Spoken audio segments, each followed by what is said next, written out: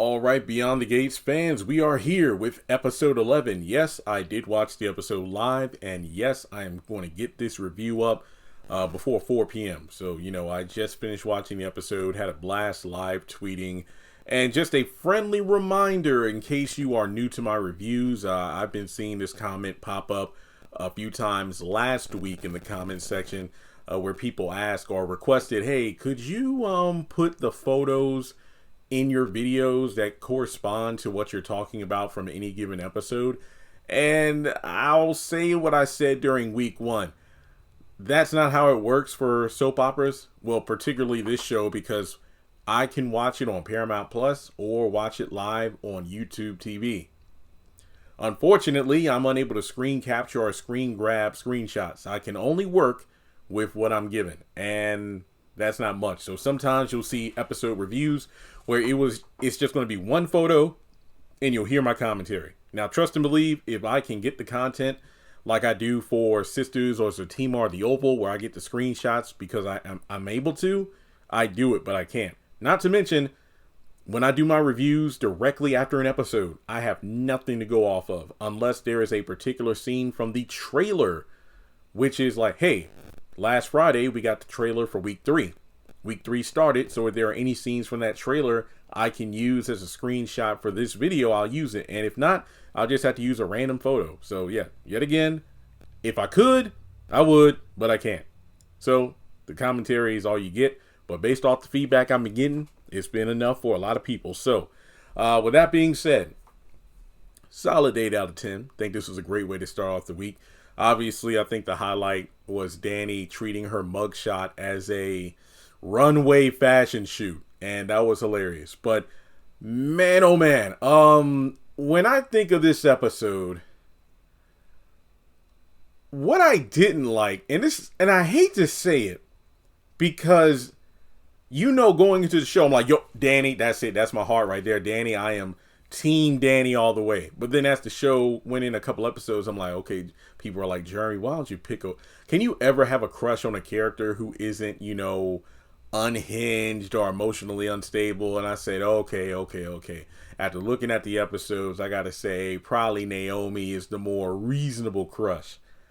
But after tonight's episode, and I'm not saying I don't like her any less because she is gorgeous, but I wasn't a big fan of Naomi in this episode. I mean, it's understandable why she acted the way she did, but if you have been on the channel, about 10 minutes before the episode dropped, I posted about 4 Beyond the Gates videos. The week 3 information, announcement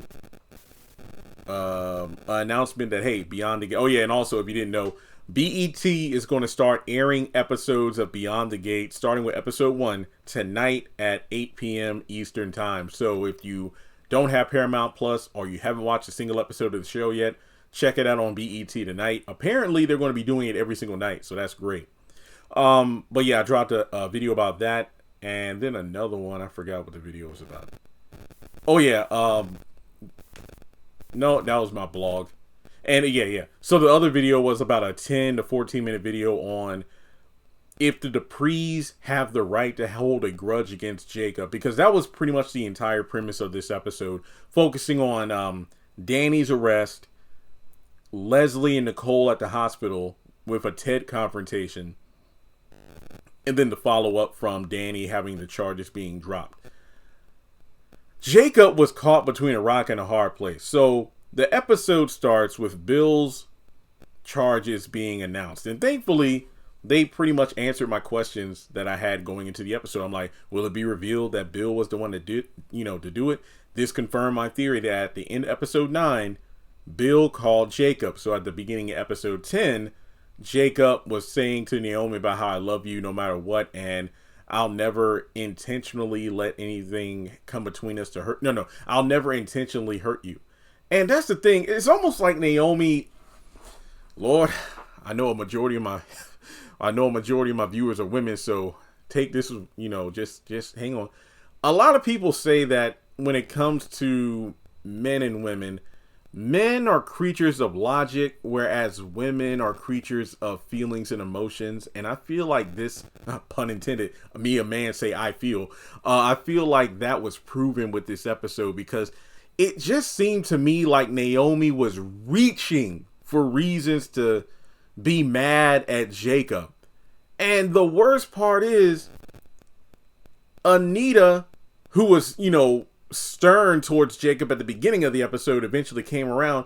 You had Anita and Danny both telling Naomi, don't be mad at Jacob. You can't expect him to compromise his oath, as a police officer, just because when it's inconvenient to the family. So I really love that despite the Duprees being mad at Jacob at first, they came around. Well, heck, most of them did in the first scene. So Jacob reveals why he's doing this, because of the fact that, Vernon's like, well, we spoke with the police officer tonight, or was it yesterday? And he said, all the charges, well, there would be no charges because there was no evidence of a crime. But simply put, Bill showed the video footage, that millions of people saw, to the state attorney. And then that's pretty much how these new charges were brought up, which this is commonplace. Yet again, the Duprees are simply overlooking the law because they're used to, like Bill said, greasing the palms of certain people to get out of trouble. But these things can happen. And from there, he mentions how, look, I didn't want it to be this way, but the lieutenant wanted a whole patrol and everything and just basically make a whole spectacle out of Danny's arrest. But I convinced them to come over here, no sirens or anything, as long as it's done in a timely manner. So as hard as it is for the Duprees to accept, Jacob is on their side. Because and I say this with all confidence, Jacob is doing his job. And like Naomi was like, well, why did they send you? Why didn't they just send anyone else? And he said, the reason being is because I convinced the lieutenant I can come down here and do this job with a modicum of respect, as opposed to, to this family. It's like, and Anita's like, how dare you use respect and family in the same sentence when you're describing the situation? But after he describes the fact that this could have been a freaking circus, and if they don't do it in a timely manner, the freaking SWAT team's going to come, that's when Anita's like, oh, okay, yeah, okay, all right, well, we do need to handle this in a timely manner. So in that moment, you could tell to some extent, Vernon and Anita were like, okay, Jacob, he is doing the right thing. Because if this was any other officer who was looking for their 15 minutes of fame, you best believe they would have busted down the front gates to the Dupree estate, probably had a battering ram at the front door, reporters and everything everywhere to arrest Danny. So, hey, on this channel, I defend Jacob in this situation. You could say what you want, but I think Jacob handled things in the best way possible. He gets called Bill's errand boy and whatnot, and you could say what you will about that, but I think the man is just doing his job. Now, I will say this, though. Some people like, Jeremy, you make a compelling argument, but do you think Jacob chose to be the officer to handle this to make up for his own regrets for not acting at the wedding when Danny pulled out the gun? That is a plausible theory too. That is very plausible. And that's a good theory, because usually when I come up with theories, I try to look at things from different angles. Okay, if I get on the mic or if I get online and I type this or I post this video, that's a theory or a thought on this. What is the most compelling counter argument an opposing side can come up with? And that's what I think it could be. That Jacob did this to ease his own guilt under the guise of, I'm doing it to maintain some respect for the Dupree family name. That could be the situation, but I'd really love to get your interpretations on this in the comments below. So essentially, the handcuffs are put on and her rights are, given to her again before she interrupts. And she's like, if I say this is a load of crap, can that be used against me? So as they're walking out, we actually go over to Uptown real quick. Bill, just being Bill, he calls this, I believe, like this Washington Post reporter named Kimberly. And this is the kind of person Bill knows would love to get a scoop on a family or individual that thinks they're untouchable. So basically, he wants to make a whole spectacle of Danny's arrest. So from there, Naomi tells, Danny that, hey, I'll represent you, mom, and mentions that she won't forgive Jacob for this. So the Duprees actually go down to the police station, and when Jacob's like, okay, well, she's about to be processed, you can wait in the hallway, and they're like, no, we're going to stand right here. So, she gets the usual fingerprints, and then she does the mug shot, which she hilariously turns to a photo shoot. And, oh, man, Carla, she is one fine woman. I tell you that, she is. But it was just hilarious to see her to go through this. Well, you make a joke out of this. It's like, look, if you're going to take a photo shoot, you better make it. If you're going to take a mug shot, you're going to make it good. You're going to take my good side. But, jokes aside, before they left the Dupree mansion, Vernon has some powerful words to Danny about handcuffs. It's like, these were meant to make us feel powerless. And, man, this is why I say we get enough of Vernon and Anita. It's like they aren't overexposed. Like it could easily have been the Anita and Vernon show, but I think the writers have done a great job so far by letting the veteran actors kind of take a back seat. They are present in the show, but obviously the main focus so far has been the dynamic of Bill and Haley, or I'm sorry, Bill, Danny, and their failed marriage because of Haley and how that impacts the rest of the other characters. But I think we've gotten just enough of Anita and Vernon in the first 10 episodes that when they actually do something or say something profound, it hits. It's like, oh, it's like everything stops. All the drama surrounding the show, or at least in the scene, stops, and we pay attention to what they got to say.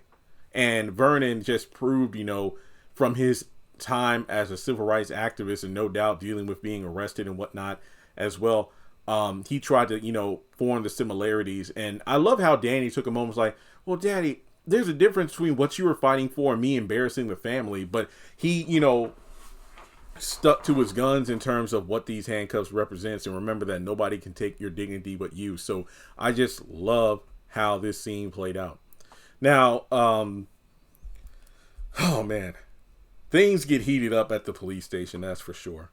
Because we take a brief stop to Uptown. I guess this is after Bill has left. And we see that Andre's at the bar having a drink. His plans with Danny were canceled, obviously, because of the family meeting she held. And that's kind of a good thing when you think about it. Because imagine if the family meeting thing wasn't held and Andre and Danny were at her place having sex. And then it got interrupted by Jacob, who was there to arrest her. Wah, wah, wow. So Eva randomly comes up and introduces herself. And they end up talking and not flirting.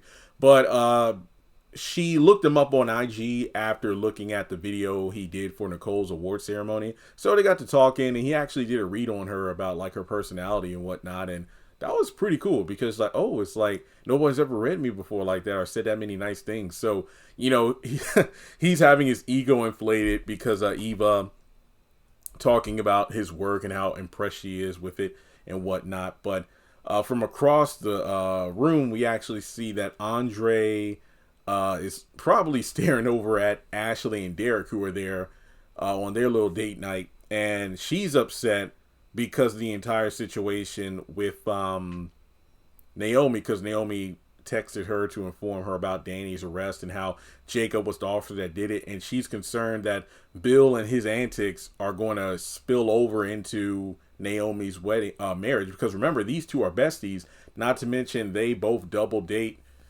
with their boyfriend and husband respectively throughout the week, so they can hang out and catch up.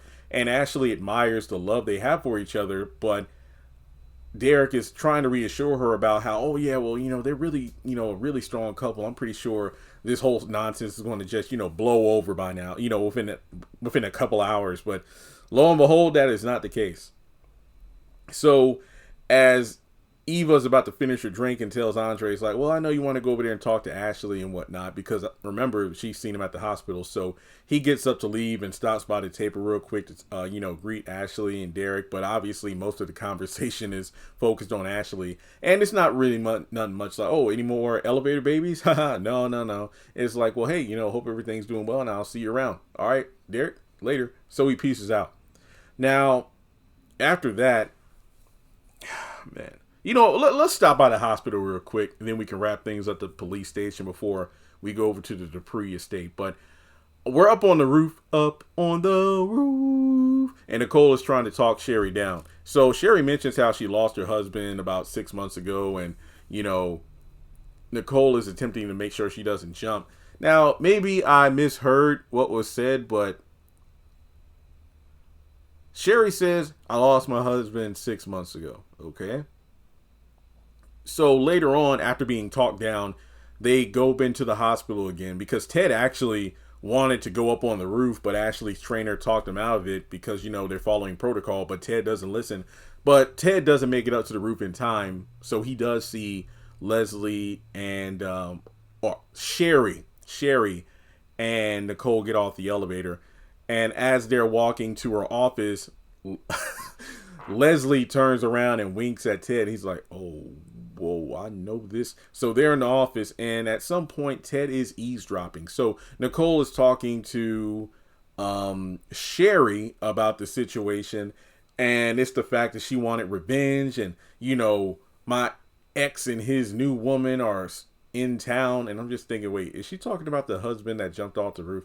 That was my bad. I should have rewound that part to listen to it again. I'm pretty sure somebody in the comments will let me know if I'm wrong about that. But regardless, Nicole just offers to give her, you know, meetups to talk free of charge, but she doesn't accept. No, I feel like if I have meetings with you to talk about, you know, my troubles, it'll just be a reminder of this night. And I'm just thankful that you talked me down, but I appreciate you. And even on the roof, you know, she mentions how Nicole is who she wanted specifically because she looked her up and saw about her, you know, her practice and her, you know, just way with patience and whatnot. So things get kind of dicey, but Sherry is, well, Nicole is literally unknowingly sitting across from the woman that we do find out Ted had an affair with, and he paid her. So was she an escort or something, or sheesh, like, did he know about her being pregnant with Eva and was like, hey, here's this money, have an abortion? I don't know, but I have no idea.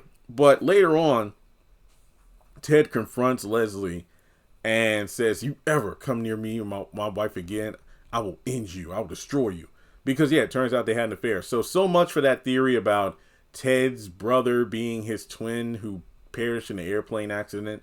And as a result, Eva isn't really Ted's daughter, but it is his brother's daughter. But no, seems that Ted really is the pappy. Yikes. So that's interesting. Which leads to Eva having a conversation with Leslie over the phone. Now, this was hilarious to me because Eva is freaked out. And you can tell that as the season, or this week in general, goes on, as Ted and Eva get to know each other, Eva's going to look at Ted completely differently now because her mom is unhinged. It's like, what about the plan? Oh, well, you know, I kind of met with Nicole and confronted Ted, but oh man, it was great to see that look on his face as he was threatening me if I ever did anything to Nicole. But the best part is he doesn't know about you. You're my little trump card. But also, I if we're going back to the roof real quick, I was actually a bit afraid that Sherry was going to completely snap, because remember, she said she had watched that award ceremony video like a dozen times and it made her unhinged. When Sherry, or when Nicole reached out, extended her hand for Sherry to grab it, was I the only one fearful that Nicole was going to be flung towards the rail or something? Like, Lord, if Dana opts to just end Nicole right here and now, that would be insane. So I was like, nah, don't grab her hands. But thankfully that was not the case. So Leslie is pretty much going off script at this point, and Eva, she's going to be the one lost in the, you know, the dust, because this is her plan now. And from there, we go over to Doug at the casino. Now remember, Joey paid off his debts and then gave him a bit of spending money. And remember that Joey said to Randy that, hey, Doug is no longer your friend. What we're going to do with him right now, he's a mark. We're going to make sure he digs himself into a hole he can't get himself out of. Now, it's interesting because Randy greets him and says, like, you know, hey, you know what? I heard about Joey paying your debts, and you better get on out of here while you're still ahead. Now, I guess Doug, and I'm not saying this is a contradiction, but Joey said the debt was already paid, right? And Doug was mentioning how he's going to play a couple hands to win back some of the money. Basically, okay. So, and like I said, please let me know if I misinterpreted episode 10. Joey gave Doug the exact amount to clear off Doug's debts at the casino. Then he gave Doug some here's some money on me. And he told Doug, oh, well, consider the debt paid. It's almost like he said, there'll be some favors and whatnot, and you'll be a friend. So it's almost like my interpretation was Joey paying off Doug's financial debts with the casino that would be, quote unquote, repaid via some form of favors in the future. Now, Randy is telling Doug not to use the money Joey gave you on some games you might lose because then you'll be screwed. And Doug's like, well, here's the thing, like, because he's like, look, please quit gambling. Get out of here. Just go on out of here. And Doug's like, look, I know I can just go and, get some patients and do my work and make some money to pay Joey back. But if I take on too many patients, then, I might slip up because I have an oath. And honestly, given how Doug's skills have been talked up, I feel like he's just making an excuse simply to play, as opposed to, you know what, let me take a breath, let me get out of this hole that Joey bailed me out of.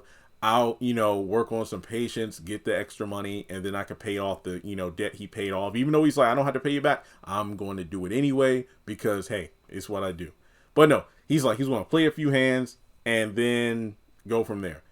He actually wins. And he's like, what I just won here is a big chunk of what I owe Joey. And then I might play some more. Oh, I'm going to quit tonight, but I'll be back and keep playing because, I'm lucky. And once, I've done what I need to do to pay Joey back, then I'm done for good. Bro, come on, man. I don't know exactly how much money he owed or how much he came away from that table with tonight, but I'm pretty sure he probably came up with enough money to only need to do a couple extra patients as opposed to a bunch of them. So, like I said, this episode was kind of full of characters making flimsy justifications for the bad choices that they made. Like, for example, Leslie confronting Nicole and Ted based off her feelings after watching that video. Doug not quitting while he was ahead is like, bro, you technically got out of your hole. And you working to pay back Joey is you doing that because you wanted to, because you had a choice. But now you're choosing to, gamble with fate and put yourself in an even bigger hole than before. Because what did Joey tell Randy? We're going to make sure Doug digs a hole so deep for himself that he can never get himself out of. Because I feel like they knew Joey was going to they knew Doug would take the money Joey gave him and then gamble it away. It's like, who's to say this wasn't a whole setup to begin with? Like, oh yeah, we'll let him win these first couple rounds, but then he's probably going to be like, okay, if I can just win like, X amount of dollars. Okay, so if I put all my money on this game and I win, then I'm out of the debt. Then he'll lose, and then next thing you know, he's back in the hole. So, yikes. And then, of course, with Naomi, I feel like she's reaching. It's like she's taking her hatred towards her father, and she's making her husband pay because despite doing his job, you're my dad's errand boy. And it's like, that's not really the case whatsoever. So, let me just check my notes real quick because I think everything else I need to discuss is pertaining to Danny. So, Bill actually shows up to the police station, and this is briefly after Smitty arrives to let the family know that, hey, there's a Washington reporter waiting outside.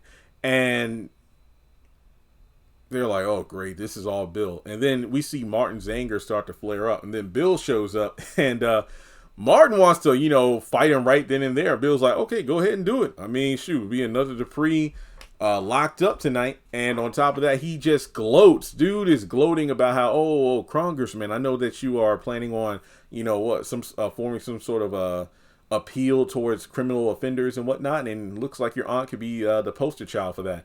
So Martin gets so fired up that, Vernon and everybody else has to calm him down. And this is just this is a key indicator of Martin's past. This dude has he's a hothead, definitely a hothead. So this is a sharp contrast to his grandfather Vernon, which we kind of got a taste of in episodes 1 and 2 when we got our first scenes of these two at the diner, and then later on back at the Dupree mansion. But he further digs the knife in after he has words with Vernon about how, oh yeah, it's like, you think all these charges are going to go away and whatnot. No matter how many palms you grease, it doesn't matter, because thanks to my baby Chelsea here, she finally exposed Danny for who she really is to the world. And it's like, I felt so bad for Chelsea because, I've always been like, I hope the family doesn't make her feel guilty for the live stream, because it really wasn't her fault. And no, now Bill wants to use that to his advantage to like, oh, baby, don't worry about it. It's like everything that's happened to your mom now is a result of her own bad decisions. Which is true, but the catalyst was you cheating on her with Haley and marrying her and bringing her to the wedding, but whatever. So this sick and twisted game has come to a head to the point where even Vernon's like, I can't believe you would weaponize your own daughter in this bid against my daughter. So they keep going back and forth until Haley randomly pops up out of nowhere, which, going back to Uptown, when she was walking into the bar, we actually see Haley overhearing Derek and Ashley talking about Danny's arrest. And then from there, that's when Haley knew, uh-oh. So she rushes over to the police station. So she doesn't tell Bill how she overheard or about the news of Danny's arrest, but she pulls Bill to the side and says, okay, what's going on? Because I thought this was over. Because Danny coming over to the house to pretty much bury the hatchet should have been the end of it. But Bill took it to the next level by, pulling out all these theatrics. So it's a situation where she gives Bill an ultimatum. It's like, you still love Danny, don't you? What? No. Well, if you don't love Danny, then prove it by dropping the charges. And that's what he does. And when Danny comes out, she's not all too happy to see these two, but Haley, pretty much says like, I know this doesn't mean much, especially coming from me, but I'm sorry all this happened. And she, pretty much takes a couple shots at Haley until her parents calm her down and they eventually leave. So as everybody's walking out, Naomi's the last one before Jacob goes up to her and is like, so where does this leave us? Are you still mad? She's like, I don't trust you. It's like, damn, dude just did his job. So over at the Dupree estate, Smitty is talking to Vernon about Martin's temper.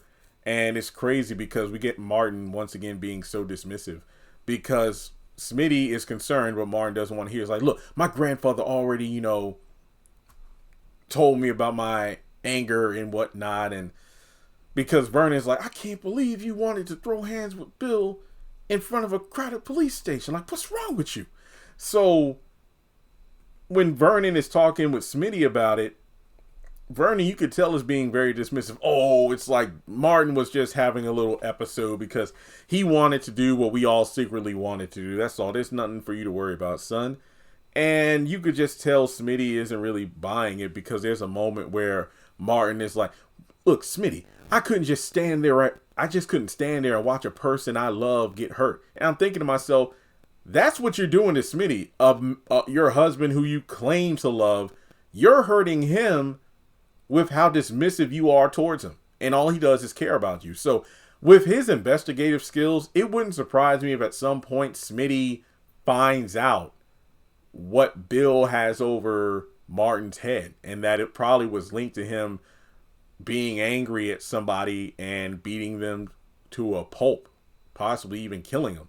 That wouldn't surprise me. So from there, that's they pretty much discussed what I said earlier about how Danny and Anita talked to Naomi about how she shouldn't be mad at Jacob for doing his job, and that Bill was the one who was pulling the strings the whole time. And that, I love how Anita said Jacob represents the best of law enforcement, and he wanted to protect the family within the law. Because remember, and that's why I really loved about this scene, that at the beginning of the episode, the Duprees were pissed. But once Jacob explained in detail, hey, if it wasn't me who came down here to arrest, my mother-in-law, And if it wasn't me who convinced the lieutenant at the police station not to make this a spectacle, this would have been a media circus. Keep in mind, the viral video is still viral. People are making the memes. There's a Facebook page. And like Bill said, oh, you talking about how my charges won't stick? Well, there are millions of witnesses to what happened that night, thanks to Chelsea. So Jacob, within the law, did what he could to make this as smooth a transaction as possible. So I love the fact that Anita was like, Jacob represents the best of law enforcement, pretty much showing that she recognizes, even though this is not a circumstance they wanted for their daughter to be arrested by her son-in-law, that it could have went a completely different direction if some random cop wanting their 5 seconds of fame in front of the cameras arrested former model and now viral sensation Cowboy Danny. But Naomi is just pissed off, and I hate that. Because when she eventually gets home, she makes him sleep on the couch because, like, I don't hate you, but I'm still mad that you sided with my dad over me. Essentially, she's mad because when you called me, you could have told me. So I could have warned my mom. And he's like, well, we both know how your mother can be. And how do we know she wouldn't have, like, tried to slip away and whatnot? And Naomi, I just feel like she's really reaching right now. And like I said earlier in the video, the fact that she feels like anyone connected to the man she hates, her dad, is just as bad as him. And I don't think that's fair to Jacob. But like I said earlier, you could look at it from one of two ways. Jacob doing this because it's his job, or Jacob doing it to ease his own conscience after not acting at the wedding. So, just a couple more things. Yeah, Haley's pissed off at Bill because she's starting to feel like, you really are still in love with Danny. And it's like, okay, well, prove it by stop antagonizing the Duprees. Why do you have to win this sick game? So Bill's like, fine, fine. And then that leads to an interesting scene here. So I love how Danny felt really like a mom. Not momager, not scorned, bitter ex-wife. She really felt like a mom in this episode when she was talking with Naomi earlier and when she's talking to Chelsea in the end scene. I love that despite everything that went on with Bill, she's saying, look, Chelsea, and really this is a conversation I wish she would have had with Naomi, because Naomi's the one who hates Bill. Chelsea, like she told Bill at the gathering before the actual wedding, I don't hate you, but I don't like you very much right now. She basically tells Chelsea that I don't want you to base your relationship with your father on how he treats me. I want you to base it on how he treats you and Naomi. It's like, I want both of you to have a relationship with your father. I don't want you to not have your dad in your lives, but based off of the things that me and him went through. I think that was just a very, very great scene of maturity from Danny, because despite her being the wild child, she truly does appreciate her own father. So I do think it's interesting how she was able to have this conversation with Chelsea. And from there, her and Anita have a conversation. And this kind of reminds me of Naomi and Doug to an extent, where you have these characters, and Leslie, where they're reaching for weird conclusions based off of flimsy justification. All right. So Anita has to remind Danny that, say what you will about Haley, but if it wasn't for her, you would still be behind bars right now. But Danny feels like after she went over there to bury the hatchet with Haley, saying that I'll leave you and Bill alone, we'll keep our distance from each other, Bill doing all of this was a way to get her attention. And she's like, despite everything, I still take him back in a heartbeat. So this pretty much kind of established that, yeah, these two are not finished their game. And if you watch the Haves and the Have-Nots Tyler Perry show, which again, the entire series is now available to stream on Tubi. I think as of, last week. Jim and Candace, they had this kind of cat and mouse back and forth through the entire show's run, where you think one person finally got the upper hand over the other, or they were even. No, it was never even. The game kept going and people got hurt along the way. So the question is Danny the one reaching now?